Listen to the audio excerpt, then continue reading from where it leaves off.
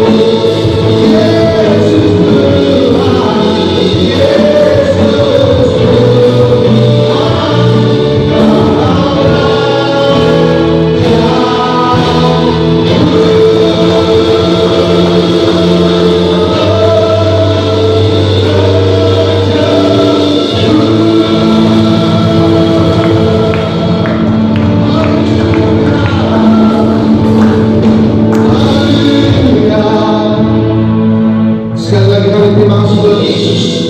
Atas setiap pujian penyembahan kami Tuhan. Dan kami tidak boleh sampai di sini saja Tuhan Yesus. Kami mau bersorak memuji Engkau Tuhan. Kami mau merayakan Engkau Tuhan. Dan kami mau menikmati Engkau di hari Minggu ini Tuhan Yesus.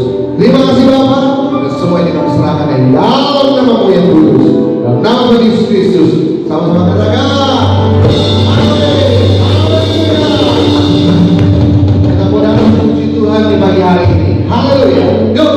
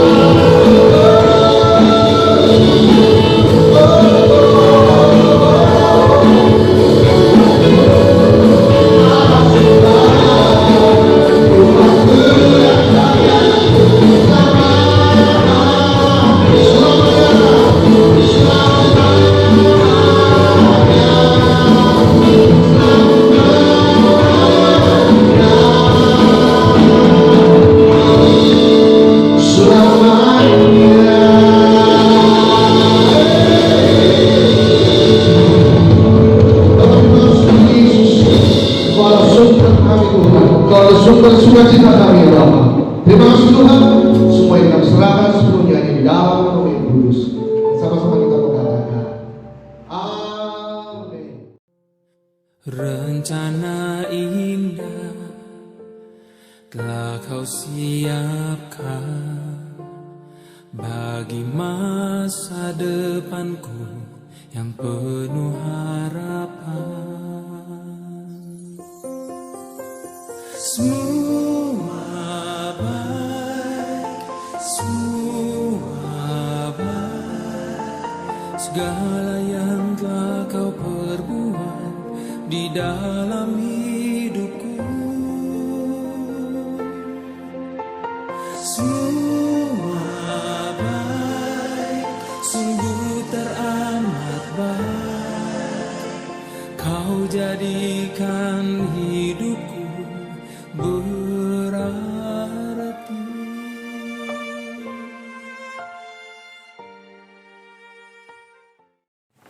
Ya, shalom, puji Tuhan, selamat pagi Bapak Ibu Saudara sekalian yang dikasihi oleh Tuhan.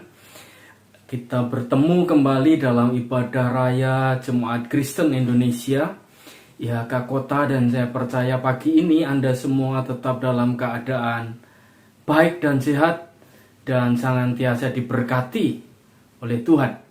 Nah, pagi ini masih melanjutkan sesi minggu lalu tentang kerendahan hati. Saya masih akan terus sharing tentang kerendahan hati. Kenapa?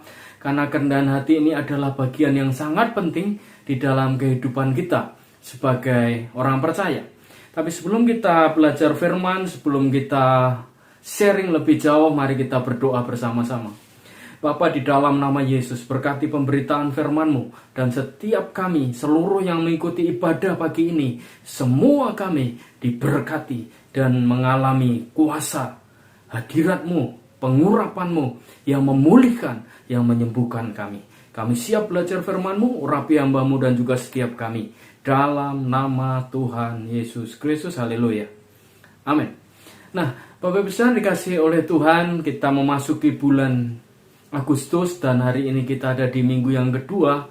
Saya terus berdoa dan tetap berdoa, pemulihan dan sukacita Tuhan selalu menyertai kita. Tetap sehat semuanya Bapak Ibu Saudara dikasihi oleh Tuhan. Seperti tadi di awal saya sampaikan bahwa hari ini saya ingin berbicara tentang hidup di dalam kerendahan hati. Minggu lalu kita belajar bagaimana kehidupan seorang Naaman yang memiliki kerendahan hati dan dia mengalami pemulihan di dalam kehidupannya. Nah, hari ini kita akan belajar buat kita bagaimana caranya supaya kita semua bisa tetap hidup di dalam kerendahan hati di hadapan Tuhan. Kerendahan hati adalah sebuah sikap yang harus ada dan harus selalu kita miliki. Dan kata kerendahan hati ini saya percaya sebagai orang Kristen kita sudah familiar kan, sudah sering mendengarnya, tetapi sulit mengerjakannya. Karena itu kita akan terus belajar firman, kita terus mengerti, mengulik kebenaran demi kebenaran Alkitab supaya kita bisa terus rendah hati. Untuk menemukan orang-orang yang rendah hati tidak gampang, tapi yang tidak gampang itu bukan berarti tidak ada dan tidak bisa. Dan saya berdoa pagi ini setiap kita, Anda yang menyaksikan ibadah ini, yang mengikuti ibadah ini, yang ikut menyembah Tuhan, yang ikut mendengar firman dan hari ini mendengarkan firman ini, kita semua, saya berdoa didapati Tuhan adalah orang-orang yang memiliki kerendahan hati di hadapan Tuhan. Bagi seorang Kristen, kerendahan hati adalah hal yang sangat penting. Tanpa kerendahan hati maka tidak ada kesadaran diri. Tanpa kerendahan hati tidak ada pengenalan diri. Tanpa kerendahan hati maka tidak akan ada iman kepada Tuhan. Tidak akan ada pertobatan. Tidak akan ada kuasa Tuhan yang mengalir dalam diri kita. Kerendahan hati sejati adalah menerima bahwa dan dengan jujur berkata bahwa tanpa Tuhan maka kita ini bukan apa-apa. Paling tidak beginilah. Di luar Tuhan yang pertama, kita ini bukan apa-apa.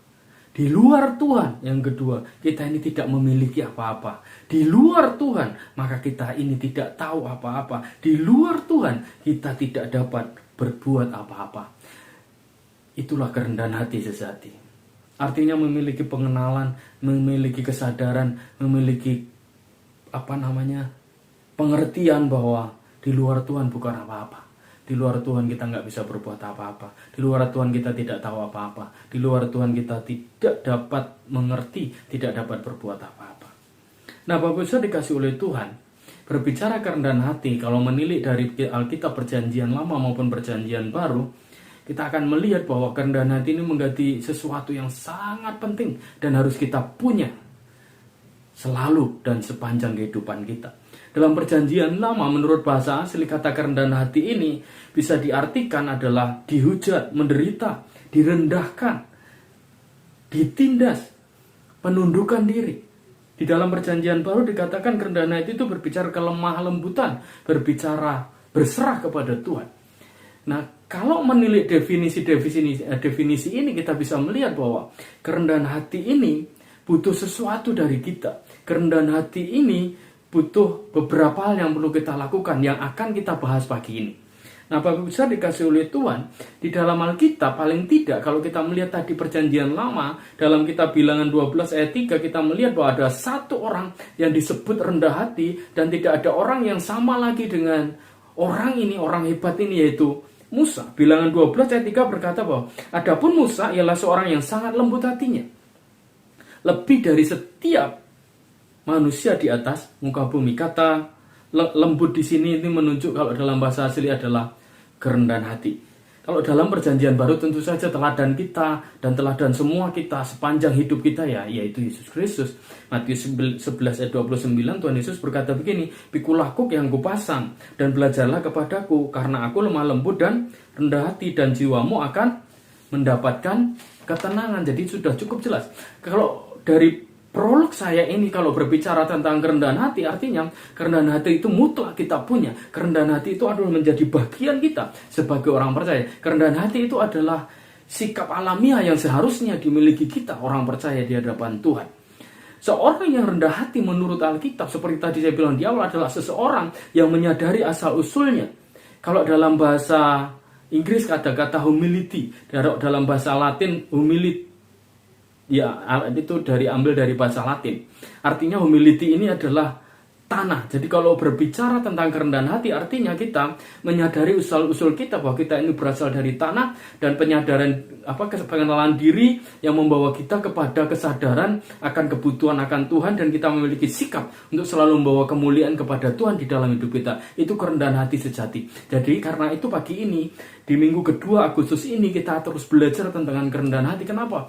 Karena hidup kita ini harus terus rendah hati, terus rendah hati, terus rendah hati, dan terus rendah hati. Ada satu pujian berkata begini, "Ku tak membawa apapun juga saat ku datang ke dunia, ku tinggal semua pada akhirnya saat ku kembali ke surga. Inilah yang ku punya, hati sebagai hamba yang mau taat dan setia padamu Bapa. Kemanapun ku bawa, hati yang menyembah, yang mau taat dan setia padamu Tuhan." Kita nggak bawa apa-apa waktu lahir, telanjang. Dan kita juga nanti kembali juga tidak membawa apa-apa. Jadi alangkah ironisnya sekali ketika kita hidup di dunia ini, bahkan hamba-hamba Tuhan mengajarkan tentang kemakmuran yang bersifat materi. Kenapa? Karena pada akhirnya nanti kita nggak bawa materi itu. Rumah kita boleh megah, rumah kita boleh besar, rumah kita boleh bagus, tapi rumah terakhir kita adalah kuburan. Mobil kita boleh mewah, mobil kita boleh seri terbaru dari sebuah mobil yang elit, tapi kendaraan terakhir kita adalah ambulans. Artinya apa? Kita nggak punya apa-apa, kita nggak bawa apa-apa, dan nanti kita tidak kembali dengan membawa apa-apa.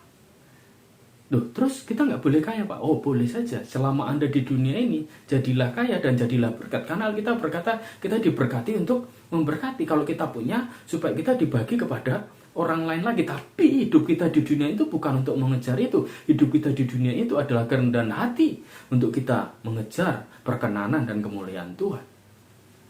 Kayalah dan jadilah berkat. Milikilah materi dan rumah yang besar, kendaraan yang banyak, tapi jadilah berkat dengan apa yang kau punya. Sekali lagi pagi ini kita akan belajar tentang hidup di dalam kerendahan hati. Nah, saya mau ambil 3 ayat dari kitab 1 Petrus pasal 5 sebagai dasar perenungan saya di minggu kedua Agustus ini.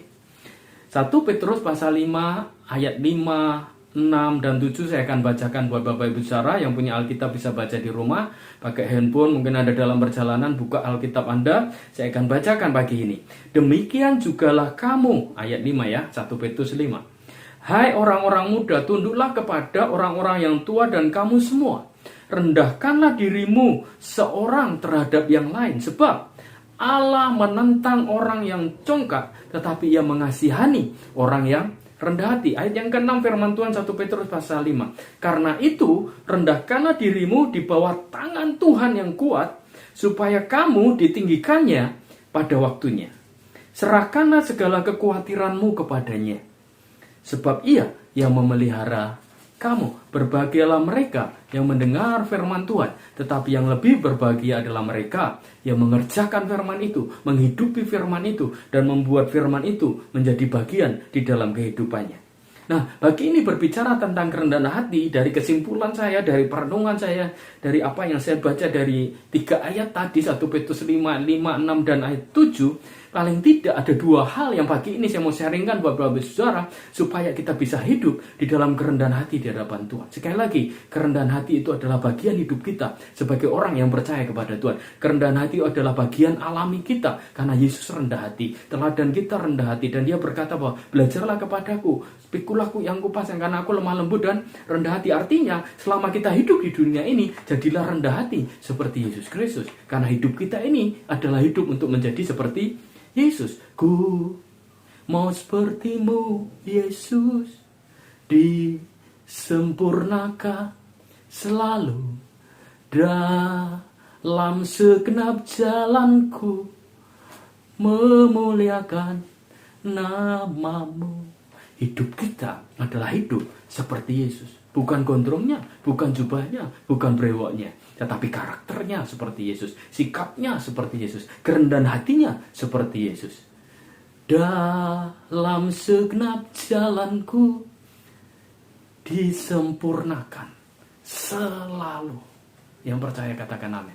Pagi ini saya berdoa, tetap sukacita, tetap semangat, dan teruslah hidup di dalam kerendahan hati di hadapan Tuhan. Alkitab dengan jelas berkata 1 Petrus 5 ayat 6 tadi, rendahkanlah dirimu di bawah tangan Tuhan yang kuat, maka engkau akan ditinggikannya pada waktunya. Nah, Bapak Ibu Saudara, bagaimana caranya Pak? Bagaimana caranya Pastor? Supaya kita bisa tetap hidup di dalam kerendahan hati. Yang pertama, poin yang saya pengen sharingkan pagi ini adalah, supaya kita bisa memiliki hidup yang penuh kerendahan hati adalah menaklukkan ego kita. Taruh di bawah otoritas Tuhan. Taklukkan ego kita dan taruh di bawah otoritas Tuhan. Sekali lagi tadi saya berkata, di luar Tuhan kita tidak bisa buat apa-apa, kita tidak punya apa-apa, kita tidak memiliki apa-apa, dan kita juga bukan siapa-siapa. Taruh itu di hadapan Tuhan, segala kesombongan, segala ego, segala pengalaman, segala pengertian, segala sesuatu yang membuat kita rasanya, oh ini aku hebat, aku luar biasa. Taklukkan ego itu di bawah otoritas Tuhan. Artinya apa? Merendahkan diri. Ayat 5 tadi dengan jelas mengatakan, orang muda tunduklah kepada orang-orang yang tua. Orang-orang yang tua ini berbicara orang yang umurnya lebih tua, tapi juga berbicara tentang penatua, yaitu orang para pemimpin jemaat. Dan juga dikatakan rendahkanlah dirimu seorang terhadap yang lain. Artinya ini adalah sebuah sikap yang harus kita miliki, ketemu dengan siapa saja, bahkan dengan orang-orang yang menurut kita di bawah kita dari strata sosial, strata pendidikan, strata ekonomi, dan segala sesuatunya. Rendahkanlah dirimu seorang akan yang lain, karena itu yang diajarkan dan itu yang disuruh oleh Yesus. Ayat ini Bapak Ibu Saudara, dalam versi King James Version dikatakan begini, hendaklah kamu dipakaiani dengan kerendahan hati. Bagus ya kata-katanya. Hendaklah kamu dipakaiani, dikasih baju, dikasih pakaian kerendahan hati. Ini berbicara pakaian kehormatan. Jadi kalau Alkitab berkata begini, rendahkanlah dirimu, artinya kita berpakaian kerendahan hati. Tergantung kita nih, kadang-kadang kita kan nggak mau pakai karena kita merasa sombong itu tadi. Betul enggak? Nah, King James Version kata-katanya indah sekali. Hendaklah kamu dipakaiani dengan kerendahan hati. Luar biasa, luar biasa. Allah menentang orang yang congkak tapi mengasihani orang yang rendah hati. Mengasihani ini di sini dikatakan memberi kasih karunia. Rendahkanlah dirimu di bawah tangan Tuhan yang kuat. Tangan yang kuat itu berbicara tentang kuasa, tentang urapan, tentang kekuatan Tuhan. Jadi kalau berbicara rendahkan diri, kita menaklukkan diri kita di bawah otoritas Tuhan, di bawah kuasa Tuhan, di bawah kekuatan Tuhan, di bawah segala wibawa Tuhan. Dan saya percaya kalau itu kita kerjakan, Alkitab dengan jelas, maka akibatnya adalah kita ditinggikannya pada waktunya Tuhan. Saya jujur mengakui bahwa untuk menjadi rendah hati itu tidak mudah, dan ini bahkan mungkin adalah sebuah pelajaran sepanjang umur hidup kita. Tetapi Alkitab dengan jelas berkata, rendahkanlah dirimu di bawah otoritas kuasa Tuhan, tangan Tuhan yang kuat. Caranya, taklukkan egomu di bawah otoritas Tuhan. Hati kita ini yang merasa aku bisa, aku mampu, aku pengalaman, aku ngerti, aku sudah ngalami, dan segala sesuatu, taklukkan itu dan rendahkan diri di hadapan Tuhan. Ku mau sepertimu Yesus, disempurnakan selalu dalam segenap jalanku, memuliakan namamu. Itu orang yang rendah hati. Orang yang rendah hati itu menyadari kebutuhannya akan Tuhan. Orang yang rendah hati itu menyadari bahwa dia perlu Tuhan.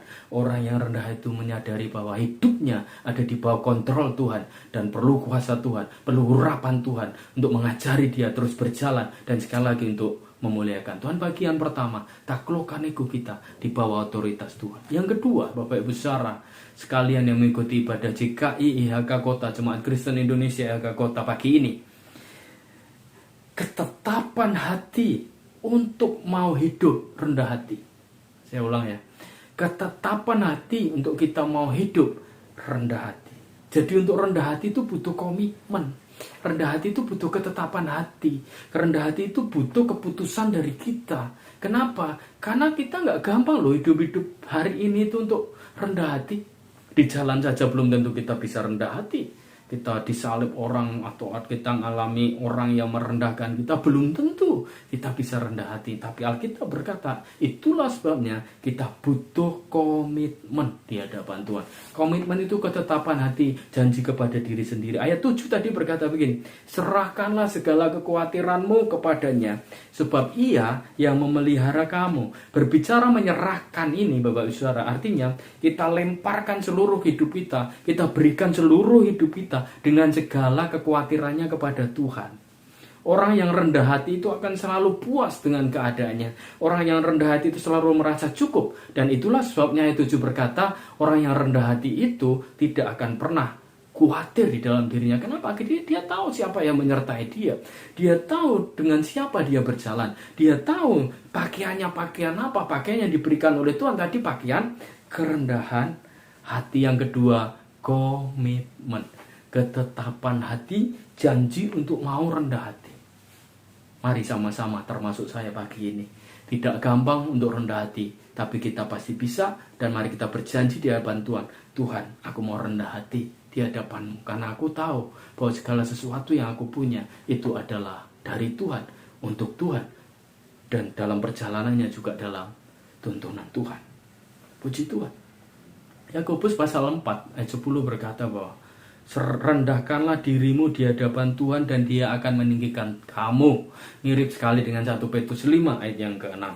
Efesus pasal 4 ayat 2 berkata begini, hendaklah kamu selalu rendah hati, lemah lembut dan sabar. Tunjukkanlah kasih-Mu dalam hal saling membantu.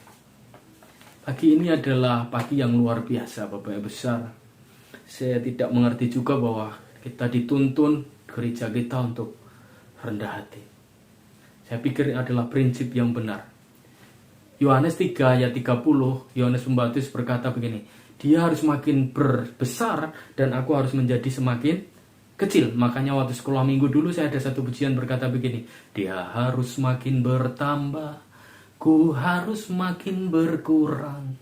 Nama Yesus saja disembah, ku di tempat paling belakang. Bila Yesus ditinggikan dan salibnya diberitakan, pasti Dia menarik semua orang datang kepadanya. Sekarang Yohanes Pembaptis sadar dia hanya pemberi jalan, yaitu untuk Yesus Kristus sebagai juru selamat yang Mesias yang dinantikan.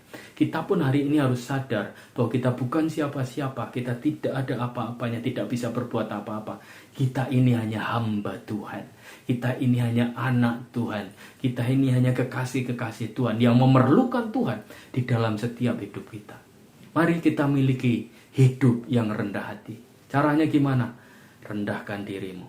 Hidupku, Galatia 2:20. Bukannya aku lagi, tapi Yesus dalamku. Hidupku, bukannya aku lagi, tapi Yesus dalamku. Yesus hidup, Yesus hidup dalamku.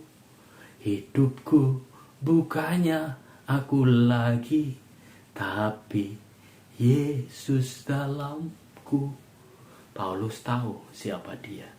Dan saya berdoa hari ini, Ari juga tahu siapa Ari.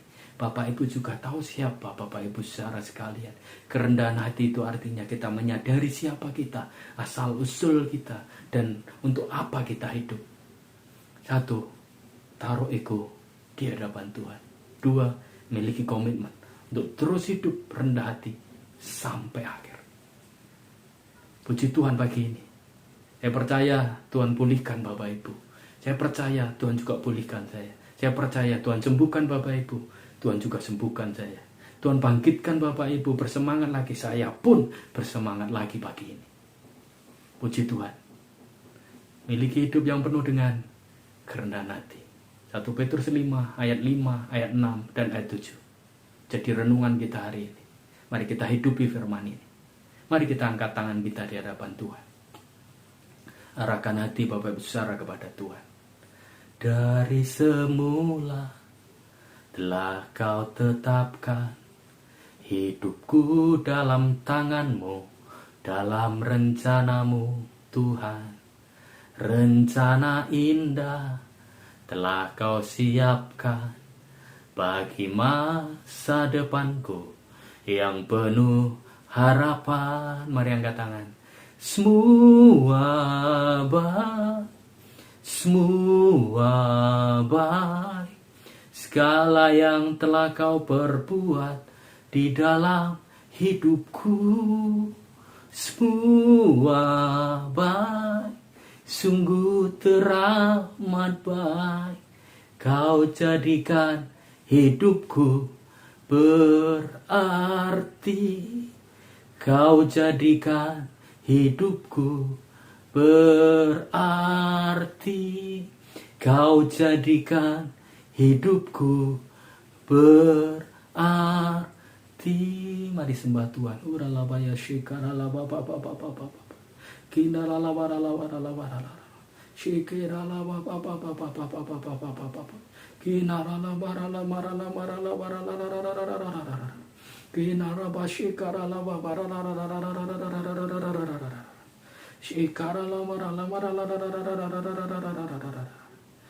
Semua baik, semua baik, segala yang telah Kau perbuat di dalam hidupku. Semua baik, sungguh teramat baik. Kau jadikan hidupku berarti. Mari Bapak Ibu saudara angkat tangan. Engkau yang sakit taruh tanganmu di dada. Engkau yang lemah taruh hatimu kepada Tuhan. Engkau yang putus pengharapan minta pertolongan dari Tuhan. Dan izinkan saya berdoa pagi ini. Bapa, di dalam nama Yesus, berkati semua sahabat semua yang mengikuti ibadah ini disembuhkan oleh Tuhan. Yang lemah dikuatkan oleh Tuhan. Yang putus pengharapan mendapat kepastian dari Tuhan. Hari ini yang kamu punya pergumulan ditolong dan mengalami jawaban dari Tuhan. Terima kasih untuk firman-Mu pagi ini. Kami merendahkan diri kami di bawah tangan Tuhan yang kuat. Karena kami tahu akan ditinggikan oleh Tuhan pada waktunya Tuhan. Dengan cara Tuhan, pada kairosnya Tuhan. Terima kasih untuk firman-Mu. Berkati seluruh umat-Mu yang mengikuti ibadah hari ini dan juga hamba-Mu ini. Mari Bapak saudara arahkan hatimu kepada Tuhan. Angkat tanganmu lebih tinggi dari kepalamu. Dan percayalah Tuhan menyertai-Mu. Terimalah berkat yang limpah dari Allah Bapa di sorga. di dalam cinta kasih anaknya Tuhan kita Yesus Kristus, dan persekutuan dengan Roh Kudus menyertai kita dari hari ini sampai Maranatha Tuhan Yesus datang kali kedua menjemput kita, dan bahkan sampai selama-lamanya. Dalam nama Tuhan Yesus kami berdoa, mengucap syukur, haleluya. Amin. Puji Tuhan, saya David Ari. Selamat hari Minggu. Tetap jaga protokol kesehatan di dalam aktivitas Bapak Ibu Saudara sekalian. Tuhan Yesus memberkati. Seluruh jemaat semua yang mengikuti ibadah ini diberkati oleh Tuhan. Shalom GKI Hagakota. Haleluya. Amin. Dari semula telah kau tetapkan hidupku dalam tangan-Mu, dalam rencana-Mu Tuhan. Rencana indah telah kau siapkan bagi masa depanku yang penuh harapan.